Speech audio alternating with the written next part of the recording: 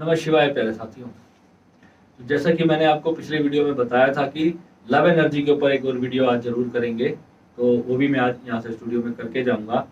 बाकी एडिट होता रहेगा, फिर आपको मिल जाएगा। तो मेरे प्यारे साथियों, लव एनर्जी को समझना इतना ज़्यादा ज़रूरी है कि कोई भी जब रिश्ता बनता है हमारी लाइफ में, जैसे आपने आपने अपना कोई स्पाउस चुना, अपना पति चुना या पत्नी चुनी, आपने रिश्ता चुना, आपके माता पिता ने चुना या किसी ने भी चुना, वो रिश्ता जब आपके जीवन में आया तो ग्रहों के हिसाब से तो वो समय उस रिश्ते के आपके जीवन में आने का तय है।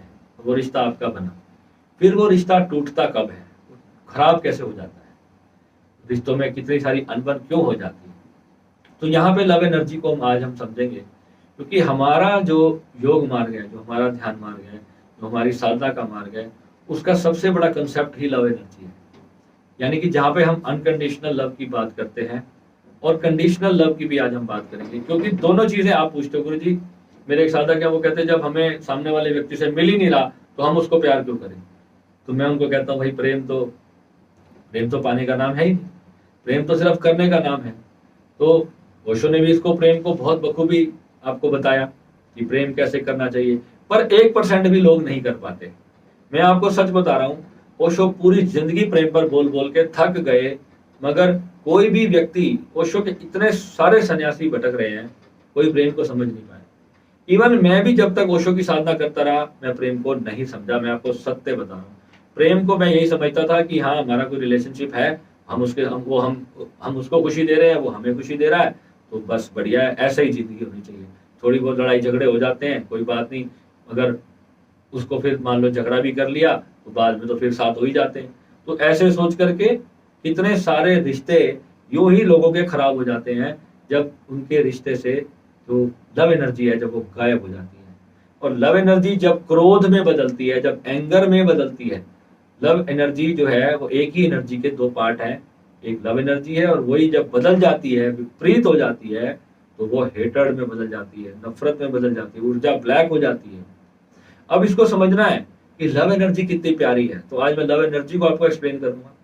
जब कोई इंसान आपकी लाइफ में आता है या आप उसको अच्छे लगे, तो उसके अंदर से एक एनर्जी आपकी तरफ प्रवाहित होना शुरू होती है, उसी को लव एनर्जी कहते हैं। यानी कि उसके हृदय चक्र आपको देखते ही, आपकी बातें सुनते ही, आपके प्रेम के प्रति जब उसका हार्ट सेंटर जब आपके लिए ओपन होता है, तो उसके हार्ट सेंटर से, हमारे बिल्कुल ठीक सेंटर में हार्ट चक्र होता है, और उस वक्त किसी को नहीं पता चलता कि उसके हार्ट सेंटर पे क्या फील हुआ। उसको एक प्यारी वाइब्रेशन फील होती है उस इंसान के प्रति, जिसको हम प्रेम कह देते हैं कि हमें उससे प्यार हुआ। और जब हम किसी वस्तु के प्रति जब हमें प्रेम होता है, जैसे कोई गाड़ी आपको पसंद आ जाए, तब भी आपको वही फीलिंग आती है। कोई मकान आपको पसंद आ गया, कोई बहुत अच्छा घर बना हुआ है, आपका मन करता है हे ईश्वर मेरा भी ऐसा घर होता, तो आप देखना उस वक्त भी आपका हार्ट सेंटर उस वस्तु के प्रति ओपन होता है। मगर जब आप कहते हो कि बस ये मेरा ही हो, तो वहीं पर आपका हार्ट सेंटर बंद होना शुरू होता है, हार्ट सेंटर श्रिंक होना शुरू होता है।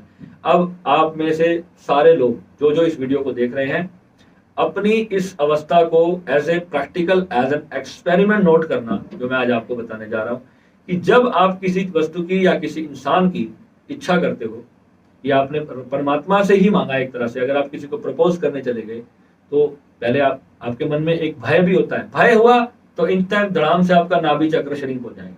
जैसे ही भय आया कि व्यक्ति मुझे रिजेक्ट ना कर दे, मुझे कोई दुर्भावना वाले शब्द ना कह दे, तो आपका नाभि चक्र वहीं पर श्रिंक होना चला जाएगा।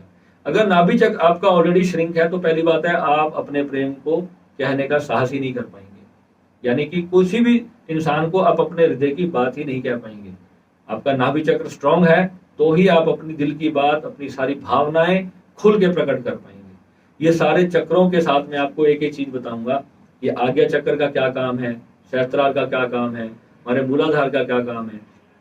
ये आपके हर रोज आपके जितने भी 7-8 रिश्ते हैं, जैसे मैंने आपको पिछले वीडियो में बताया, चंद्रमा आपकी मदर, सूर्य आपके पिता, ऐसे ही राहु आपके जो जीजे हैं, और आपका जो केतु है वो होते हैं, केतु दादा होते हैं शायद, वो केतु का पूरा ध्यान नहीं है। शुक्र आपकी पत्नी, आपकी प्रेमिका, प्रेमी, ये शुक्र के अंदर आते हैं, है ना। वो सारे आप देख लेना, गूगल कर लेना, वो सारे रिश्ते, ये सारे 9 ग्रहों के 9 रिश्ते होते हैं। तो ये जब तक आपके हील नहीं होंगे, ये सही नहीं चलेंगे तो मोक्ष की प्राप्ति असंभव है। यानी कि इनके साथ फिर कर्म जो जुड़ेंगे आपको, और फिर आप अगले जन्म में फिर आप चुकाने जरूर आना पड़ेगा। अगर आप ये सोचते हैं कि मुझे चुकाना नहीं पड़ेगा तो ये असंभव है, क्योंकि हमने पास्ट लाइफ रिग्रेशन के अंदर अपने इतना कुछ देखा है, अपनी लाइफ का, अपने पिछली जर्नीज में जो चीजें देखी है ना, उससे हमारे को ये चीज तो क्लियर हो चुकी है कि हम पास्ट लाइफ के दुख यहाँ पर चुकाते हैं। पास्ट लाइफ का लिया दिया जरा सा अनजाने में किया हुआ कर्म भी यहाँ पर हमें चुकाना पड़ता है। ये सृष्टि का अटल अटल अटल नियम है। तो जब हमारे रिश्तों से वो लव एनर्जी जब प्रकट होती है, हमारे भीतर वो प्रेम जागृत होता है, तो फिर ऐसे समय पे क्या होता है, क्योंकि देखो यहाँ पर सब ओशो कहते थे मच्छी मार की तरह हो, सब तुम सब मच्छी मार हो। एक आटे कांटे में तुमने आटा लगाया हुआ है और उससे तुम मच्छी फांसते हो, प्रेमियों को फांसते हो, यही काम करते हो, ठीक है। और जब तुम्हें लगता है कि वो फंस गया, उसका इस्तेमाल करा और अपना काम निकाला और जय माता दी, तो फिर लगेगा कर्म दोष, तो फिर लगेगा कर्म दोष। और जिसके साथ तुमने गलत किया उस बेचारे की भी कुंडली देख लेना, तुम्हें पता चल जाएगा उनके भी पंचम भाव पीड़ित होगा। तो देखो, मेरे को बोलने में शर्म नहीं आती, क्योंकि ये चैनल मेरा घर है, मैं अपने रूम में बैठा हूँ, मेरे सामने ये, चाहे मेरे को नहीं पता कि ये वीडियो कितने हजार लोग देखेंगे, मुझे नहीं पता, क्योंकि यहाँ पे सिर्फ सच बोलेगा, जो मेरी जिंदगी का अनुभव होगा यहाँ पर वो निकल के आएगा, आप लोगों के काम आएगा, आपके बच्चों के काम आएगा। अगर आज आपके बच्चे अनमैरिड हैं, आप उनकी कुंडली में अगर आप ये दोष देखोगे, इंस्टेंटली आप उनके उपाय शुरू कर लोगे, तो उनकी जिंदगी में ऐसे बुरे योग नहीं बनेंगे, उनके रिश्ते खराब नहीं होंगे, उनकी जीवन में खुशहाली बनी रहेगी, अगर आप समय पर ये उपाय कर लो। आप बिलीव करना, मैं अपनी साधना के अभिमान में आकर के मैंने 3 साल तक कॉन्टिन्यूसली मैंने राहु को उपाय नहीं किया। 3 साल तक सिर्फ साधना के अभिमान में कि मेरी साधना ही सब कुछ कर रही है, मुझे जरूरत नहीं है अब राहु के उपाय करने की। और राहु ने अपनी पावर दिखाई मेरे जीवन में, अपना पूरा जोरदार डेंट मारा, तो मैंने फिर उसका उपाय करना शुरू किया, तब जाके माइंड मेरा अप टू डेट सेट हुआ। ये मैं अपने लास्ट 15 साल की लाइफ आपको बता दी मैंने आपको, क्योंकि सब कुछ मैंने अपनी जिंदगी में झेला है। कोई ऐसी चीज, मेरी तो कुंडली आप देखोगे तो आपको रोना ही आ जाएगा कि इतना इस बंदे ने कैसे सह लिया। मैं किसी के पास जाता था तो एस्ट्रोलॉजर मुझे कहते थे भाई तू जिंदा कैसे है, मैंने कहा भाई बस अपने गुरु के दम पे जिंदा हूं। तो गुरु पे विश्वास था, गुरु बहुत अच्छे हैं हमारे, बृहस्पति खाना नंबर 2 में बैठे हैं। तो कहने का भाव क्या है कि जब आपकी जो लव एनर्जी है, लव एनर्जी जब किसी रिश्ते में जागृत होती है तो पहले बहुत सुंदर सब कुछ चलता है, और धीरे धीरे माइंड की एक साइकोलॉजी है, जब वो रिश्ता आपके साथ क्लोज हो जाता है, जब आप उस रिश्ते के आदी हो जाते हो, जब कोई और प्लैनेट वहां ऊपर घूम रहे हैं ना, सारे वर्षफल में घूम रहे हैं, अगला साल बीता फिर अगला साल आया, किसी कारण कुछ भी घटना घटी, कुछ भी हुआ, कोई भी प्लैनेट ने आपके पंचम भाव के प्लैनेट को जब डेंट मारा तो समझो कि वो घटना उसी समय घट जाएगी। अब वो वहां पे गलती क्या होती है, अब मान लो सामने किसी पर्सन ने हमें धोखा दे दिया या हमारे साथ बुरा कर दिया, तो हमारे हार्ट से क्या निकलेगा, हमारी जो लव एनर्जी उसके प्रति बह रही थी, अब वो बद्दुआओं में परिवर्तित हो जाएगी, क्रोध में, एंगर में, उसके प्रति हम बुरा भला बोलेंगे, मर जाए, मेरे साथ लाइफ बर्बाद कर दी, मेरा ये कर दिया, लाख तरह के शब्द आप बोलोगे। और जितने नेगेटिव शब्द आप उस व्यक्ति के लिए बोलोगे, उसका तो बेचारे का तुम नाश करोगे ही करोगे, मगर अपना सबसे ज्यादा होगा। अपना किस लिए होगा, यहाँ पर होगा क्या, आप ये समझो, यहाँ पे इंटरनली आपको क्या फील होगा, आप पूरी तरह से एक नेगेटिव वाइब्रेशन में चले जाओगे। यानी कि अब कोई भी व्यक्ति आपके जीवन में आएगा तो आपके उस हार्ट चक्र से नेगेटिव वाइब्रेशन ही प्रवाहित हो रही है, और आप उसको चाहे 10 साल तक चला लो, 10 जन्म तक चला लो, वो कभी चेंज नहीं होगी, अनटिल जब तक आप उस कर्मा को खत्म नहीं करते तो उस व्यक्ति के साथ आपका वो कर्मा जुड़ा है, तो आपको उस कर्मा को उसी समय पर समाप्त करना। अब उसके लिए तो फिर एक हमारी साधना है, उसके लिए मैं उस साधना के लिए मैं बहुत ज्यादा शुल्क नहीं रखूंगा, और वो लाइफ टाइम मेंबरशिप के अंतर्गत भी मैं नहीं उसमें आपको कहूंगा कि आपको उसके लिए लाइफ टाइम मेंबरशिप ही ज्वाइन करनी पड़ेगी। उस प्रॉपर साधना के लिए मात्र 5000 का मैंने शुल्क रखा है। जो भी व्यक्ति वो साधना करना चाहता है, आप सिर्फ 5 दिन आप 1-1 घंटा वो साधना करेंगे तो आपको पता चल जाएगा कि वो कितनी जबरदस्त साधना है। यानी कि किसी भी पास्ट लाइफ के या किसी कर्मा के कारण आपको किसी भी व्यक्ति के साथ आपके जीवन में कोई ऐसी चीज हुई है, इमीडिएटली आपका हार्ट उससे हील होगा। यहाँ पर बहुत लोग आपको यूट्यूब पर बहुत सारी चीजें सिखा रहे हैं कि बात करना बंद कर दो, वो जैसा कर रहा है उसके साथ तुम भी वैसा करना शुरू कर दो। बहुत सारे जो लोग अपना बदला लेने के लिए ना जाने क्या क्या कर देते हैं, है ना, कहते हैं उनकी फोटोज वायरल कर दो, ये कर दो, कैसे कैसे यूट्यूब पे लोग आपको एडवाइस कर रहे हैं, बदला लेना सिखा रहे हैं। बदला लेने की भावना आपको इतना छोटा कर देगी, जो आप वास्तविकता में होना आपको अंदाजा भी नहीं है कि आप क्या हो। ये पूरी प्रकृति भरी पड़ी है आपके लिए, इतनी अबंडेंस है आपके पास। जब आपका वो चक्रा खुलता है, जब हार्ट चक्रा पूरी तरह से ओपन होता है जब प्रकृति के प्रति, तो आप बिलीव करना दसों दिशाओं से खुशियां आपकी झोली में आके गिरती है। और सबसे बड़ा जो प्रेम है वो परमात्मा का प्रेम आपको प्राप्त होता है। वास्तविकता में जो इंसानों का जो प्रेम है ना, वो सच में वो सिर्फ गिव एंड टेक का ही होता है। वो जब तक किसी इंसान को चाहिए होता है तभी तक वो आपके जीवन में रहता है। जब उनका पेट भर जाता है ना, ये पेट्टू है ना, हमारा पेट्टू जब ये भर जाता है तो हम सब भूल जाते हैं, इसको हम पेट्टू बोलते हैं। ये प्रेम से भी पेट्टू भर जाता है। पहले कहते हैं हमारा पेट्टू नहीं भरा, जब पेट्टू भर जाता है तो फिर हम उस व्यक्ति को पूरी तरह से अपनी लाइफ से डिलीट मार देते हैं। और चाहे फिर उसके साथ कुछ भी होता फिरे, हम उस चीज के बारे में नहीं सोचते। मैं हम जब बोल रहा हूँ तो मैं सारे इंसानों की बात कर रहा हूँ। हम सब के सब स्वार्थी हैं, सब के सब। हमारे में से कोई भी ऐसा नहीं है जो हम सिर्फ देने देने के भाव से चल रहे हैं। देने के भाव से तब एक चेतना आती है जब हम ईश्वर से कनेक्ट होते हैं, जब हमारे भीतर परम स्थिति जागृत होती है, जो हमारी एक्चुअल स्थिति है, जो परमात्मा होने की स्थिति है, वो जब हमारे भीतर जागृत होती है, केवल तभी हमारे अंदर फॉरगिवनेस आती है। यानी कि कोई हमारा गला भी काट के तब ले जाए, मगर उस समय जो है हमें एक ही बात ध्यान रखना होता है, फॉरगिवनेस। और फॉरगिवनेस इतनी बड़ी चाबी है, इस पूरी दुनिया के अंदर आपको इतनी बड़ी खुशी देने के लिए पर्याप्त है। आप अकेले ही इस संसार में काफी हो, आपको कोई सेकंड बंदे की जरूरत नहीं है। मैं आपको सत्य बात बता रहा हूँ, मगर आपके भीतर वो स्टेट आना बहुत जरूरी है। जब तक आपके भीतर वो स्टेट नहीं होगी, तब तक आप बाहर से खुशी को एक्सपेक्ट करते रहोगे कि बाहर से मुझे कुछ प्राप्त होगा, मेरा मन शांत होगा। बाहर की खुशी अगर नहीं है, उस स्थिति में आप क्या करोगे? क्योंकि बाहर तो गिव एंड टेक चल रहा है, बाहर तो आप पूरा प्रोपोगेंडा रचे हुए हैं लोग आपके साथ। आजकल तो पहले देखते हैं, एक लड़की भी है तो पहले देखते हैं भाई लड़के के पास गाड़ी कौन सी है, उसका घर कितना बड़ा है। जब रिश्ता दिखाने जाते हैं तो पहले पूछते हैं, आजकल वो शादी.com पे ना पूरा लिखा होता है इनकम कितनी है, गाड़ी कौन सी है, कौन से कलर की गाड़ी है ना, तो सब पूछते हैं। उस पर आजकल ये भी पूछने लगे हैं घर में नौकर कितने हैं, ये भी पूछते हैं।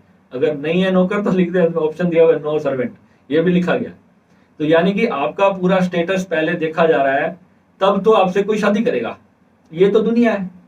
तो ऐसे जो लोग होते हैं वो कितने दिन खुश रहते हैं, उनकी खुशी बहुत छोटी सी होती है। प्रेम तो भाई राधा कृष्ण के बाद मुझे लगता है शायद संसार में किसी ने किया ही नहीं, क्योंकि ये प्रेम एक ऐसी चीज है जो जीवन के अंदर सब कुछ देने में समर्थ है, मगर जहाँ स्वार्थ संपूर्ण होते ही प्रेम समाप्त हो जाता है, तो वो प्रेम नहीं है। वो प्रेम दो कौड़ी का है।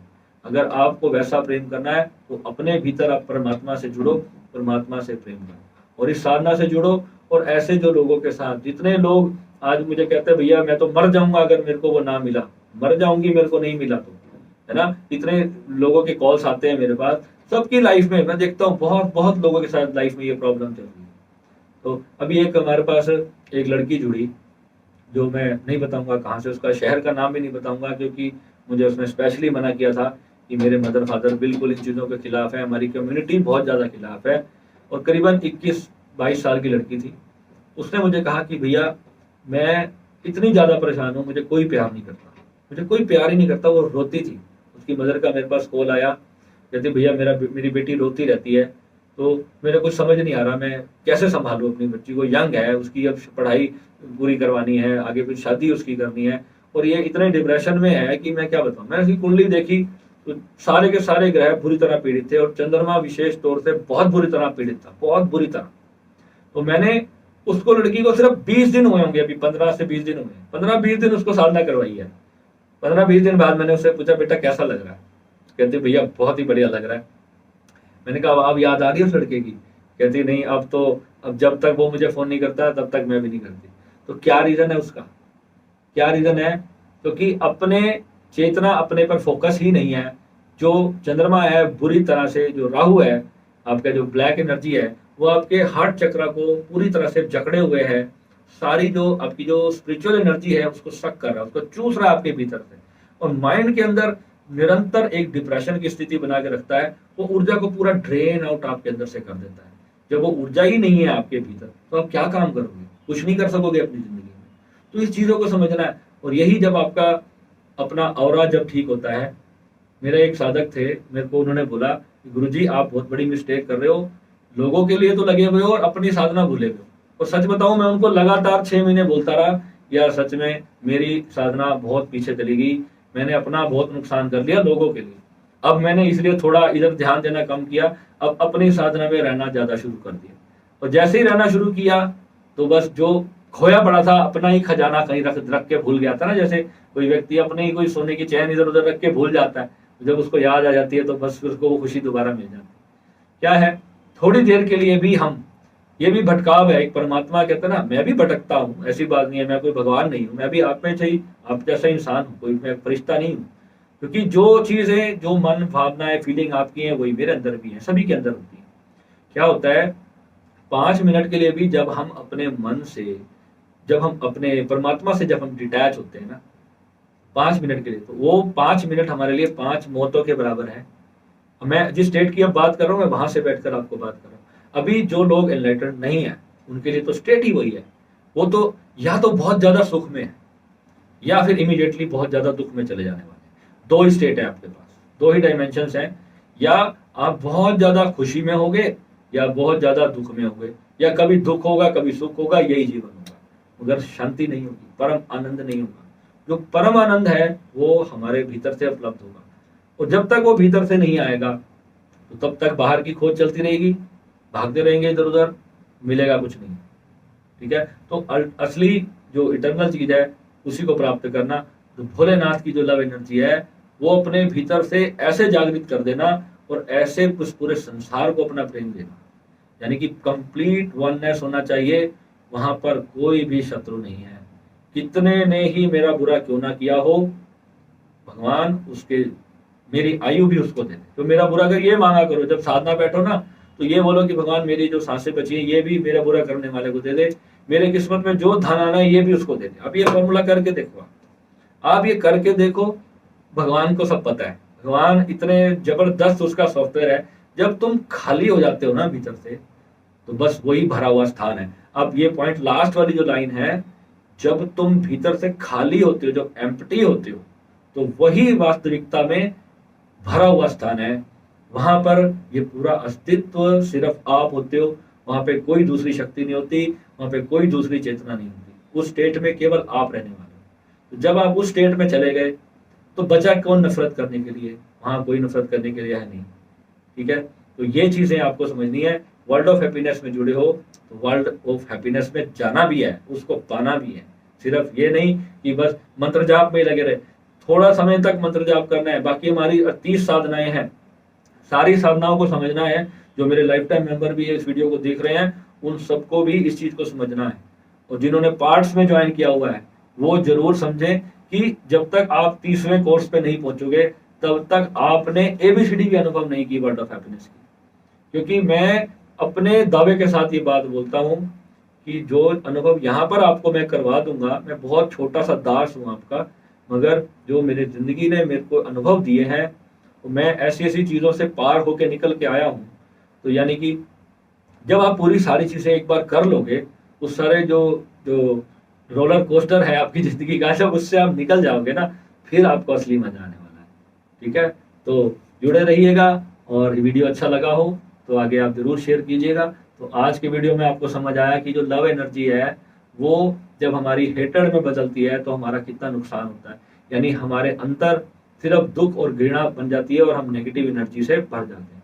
तो हमें समझना क्या है कि हमें उस एनर्जी से जुड़ने की साधना करनी है। और इसके लिए आप जरूर ज्वाइन करिए हमारे को, और आप साधना करिए। आप देखना कि इसी साधना के अंदर आपको 20 दिन के अंदर अंदर अपनी पूरी लाइफ चेंज होती हुई दिखेगी। आप हैरान हो जाओगे कि कैसा जादू हुआ ये। आप अंदर से कुछ छोटे छोटे हमारे उपाय होते हैं, जो हम साधना के साथ साथ आपको देंगे, वो भी आपको जरूर करने हैं। और आप फिर देखना कि लाइफ कितनी अच्छी हो जाएगी। और जो लोग आपसे नफरत करते हैं, उनके लिए भी आपको भला मांगना है। यही हमारे मार्ग का सबसे बड़ा पहला फॉर्मूला है। यानी कि जो आपका बुरा करता है, पहले ध्यान में बैठते ही सबसे पहले उसी को नाम लेकर, जैसे गणेश को बाद में याद करना है, पहले उस व्यक्ति को याद करना है जिसके दुख आप अपने मन में लेके बैठे हो। हमारी जो भी साधना है, पहले उस व्यक्ति को याद करो, उन सभी व्यक्तियों को याद करो जिन्होंने आपका बुरा किया, आपका दिल दुखाया, और उनको पहले 10 मिनट उनको फॉरगिव करो, फिर अपनी साधना को प्रारंभ करो। जो भी साधना आप कर रहे हैं, चाहे जो हमसे जुड़े हुए हैं, चाहे जो नहीं भी जुड़े हुए, पहले 10 मिनट आप सिर्फ उन व्यक्तियों को याद करो जिन्होंने आपके हृदय में दुख पहुंचाया है, क्योंकि ये हार्ट चक्र नहीं खुलेगा तो आगे की कोई जर्नी आप अनुभव नहीं कर पाओगे। वननेस तो फिर भूल ही जाना। वननेस बहुत बड़ी चीज है, और वननेस आने के बाद आपको पता चलता है कि ये तो शरीर सिर्फ मात्र एक मट्टी का टुकड़ा है, कुछ नहीं है इसके अंदर। इसके परे जो आप हो, वही सबसे बड़ी जर्नी है, वही सबसे बड़ा जो पाने लायक इस संसार में धन है। ठीक है, तो मिलेंगे अगले वीडियो में। नमः शिवाय।